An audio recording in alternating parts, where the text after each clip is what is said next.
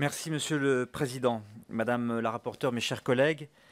La crise sanitaire a plus que jamais mis en évidence le rôle primordial des directrices et des directeurs d'école dans notre système éducatif. Ils sont un socle solide sur lequel on peut compter.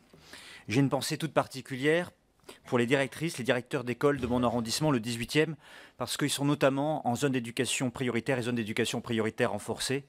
Ils assurent un avenir pour toutes celles et tous ceux qui ont moins de capital social et culturel au départ.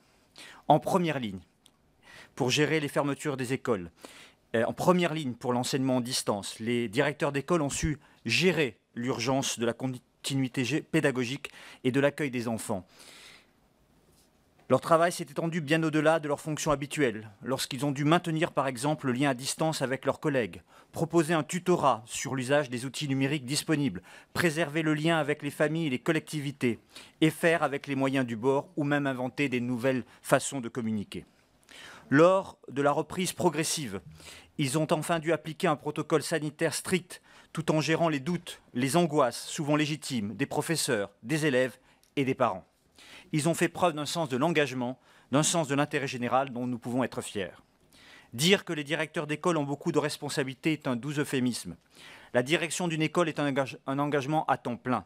Or, la grande majorité des directeurs d'école sont aussi des enseignants qui assurent la direction en plus de leur charge d'enseignement.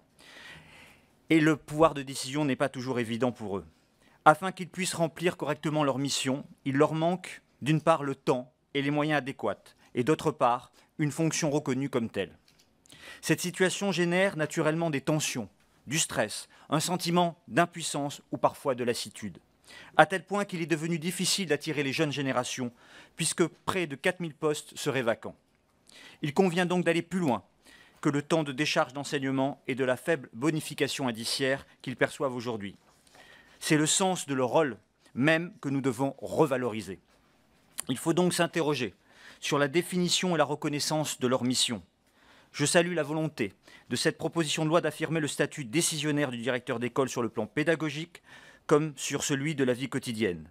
Une des leçons que nous avons tirées de la crise sanitaire, c'est qu'en cas de grave dysfonctionnement dans l'établissement ou de mise en danger des personnes, le directeur d'école est la première personne à prendre des décisions, souvent dans l'urgence, dans des situations difficiles, afin d'adapter au mieux les protocoles à la réalité du terrain. Cette proposition de loi va donc autoriser les directeurs d'école à prendre toutes les dispositions nécessaires pour rétablir le bon fonctionnement et la sécurité des biens et des personnes dans son établissement.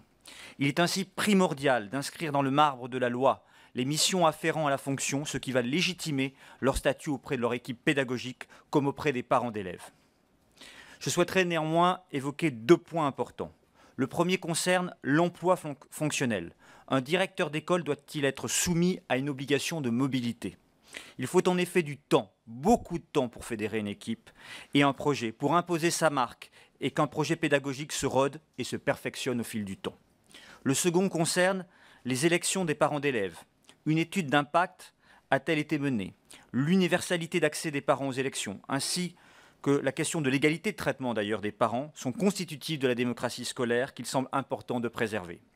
Pour conclure, cette proposition va donc pour nous dans le bon sens, en valorisant le statut de directeur d'école, en leur accordant une solide formation préalable. Pilier de l'éducation nationale, il veille au bien-être de tous et à la réussite de chacun. À ce titre, il était temps que la loi leur offre une légitimité plus grande à la hauteur de leur mission. Pour les autres sujets, nous allons y revenir. Merci beaucoup.